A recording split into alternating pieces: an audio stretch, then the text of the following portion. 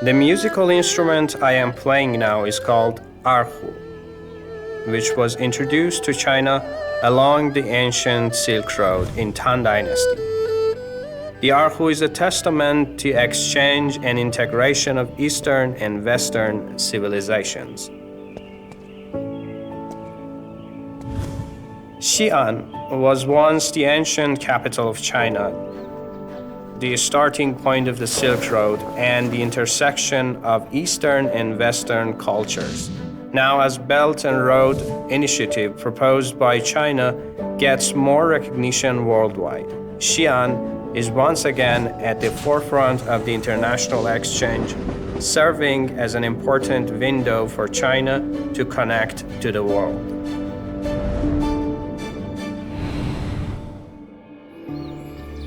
Today, I will invite my new friend, Ms. Xiang Shuchen, a scholar to Xi'an Branch Library of China National Archives of Publications and Culture, to explore the topic of inclusiveness of Chinese civilization.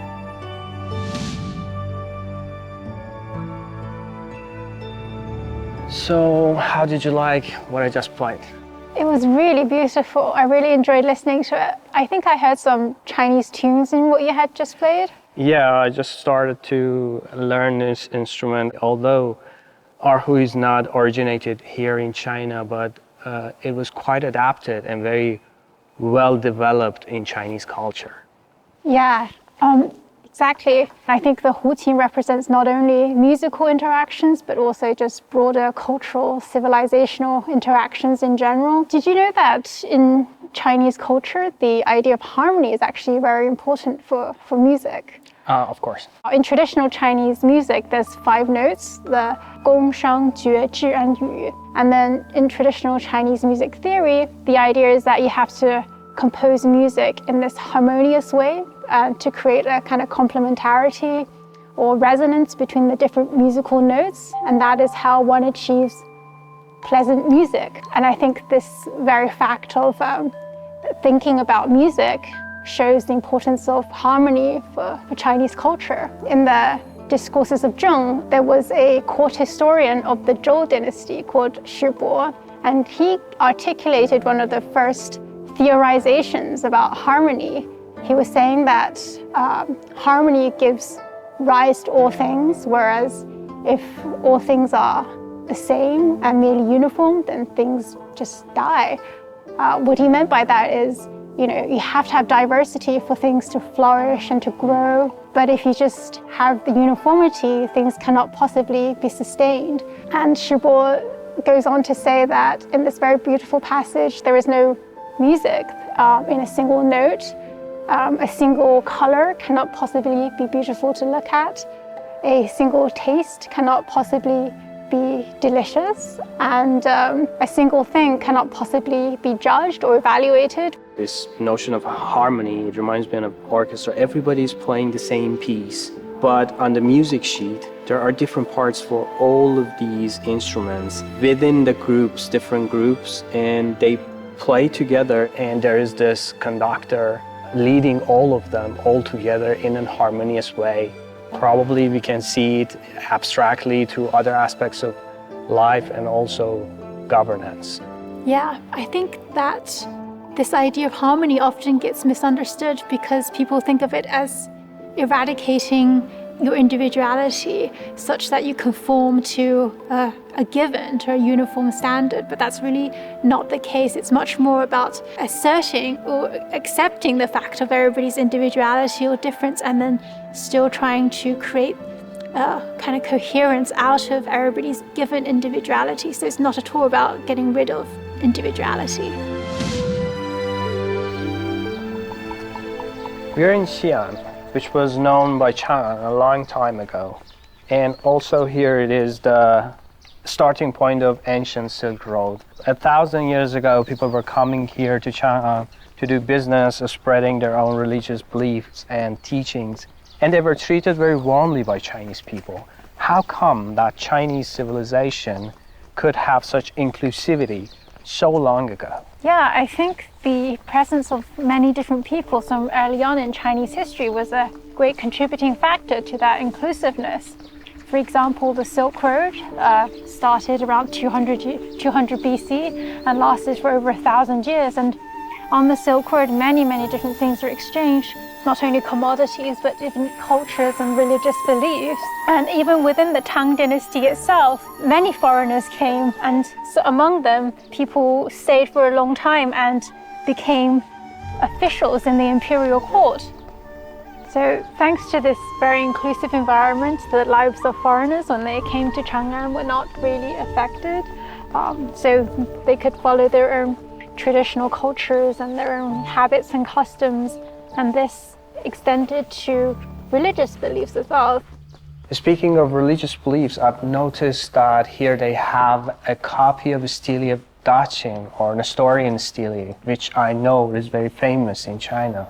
Yes, indeed, it is very famous, and the original is in Xi'an city. Daqing is the name that the ancient Chinese gave to the Eastern Roman Empire, and Nestorianism is the name of a Christian sect founded by the patriarch Nestorius, and which spread in what we call today the Middle East.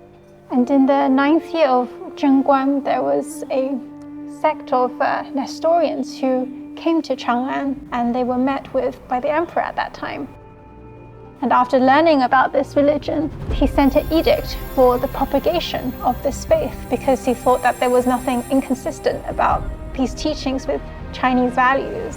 When you're really self-confident in yourself, can you be so embracing of all these different cultures? And the diversity of different cultures and perspectives also allows one to really understand one's own culture and therefore become confident in oneself as well.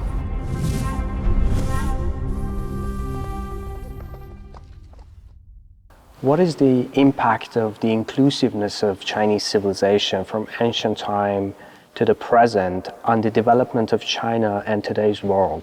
I think the Chinese tradition can be characterized by humanism, which means that it sees the differences between human beings in cultural terms.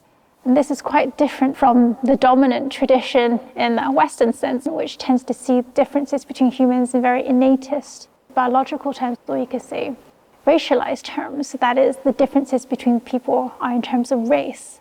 And this is something that people can't change because you're born like that. This is quite different from how China traditionally understood human differences.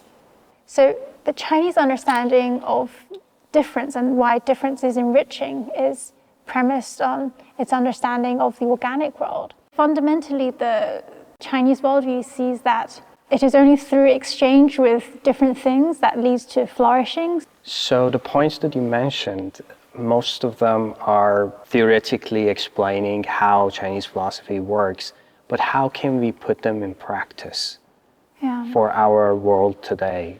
The project that China tried to do starting in 2013 with the Belt and Road Initiative mostly meant in an economic sense, but arguably, possibly that there's cultural interactions that come as a result of this more broadly economic collaboration between different countries. It was really trying to create greater wealth through being able to bring into partnership different places and peoples. It's a continuity of the ancient Silk Road in a sense. Yeah, like we spoke about earlier today, very much it can be called as the new Silk Road.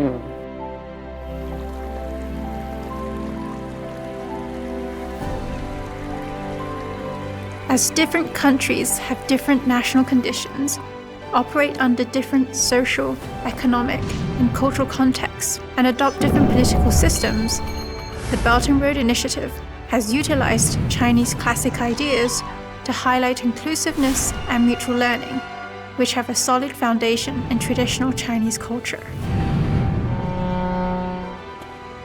In today's world, we are facing many challenges, such as how to promote the exchanges between different cultures, how to channel the forces of different civilizations towards the end of building a harmonious and pluralistic world. The Chinese wisdom of harmony in diversity may help us build a more open and inclusive world to advance the progress of human civilization.